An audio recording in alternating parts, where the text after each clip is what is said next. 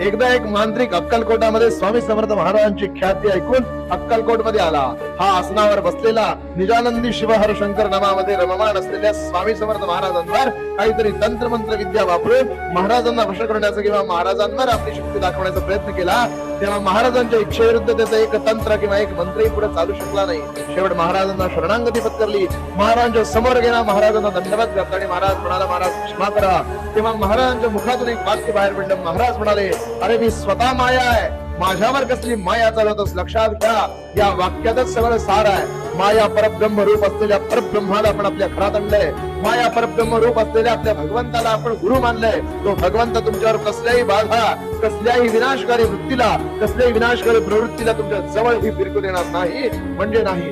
एकदा स्वामी महाराजांना शरण गेला की आयुष्यामध्ये कसल्याही असल्या फातुरमात्र गोष्टींना घाबरायचं कारण नाही. श्री स्वामी समर्थ. जय स्वामी समर्थ.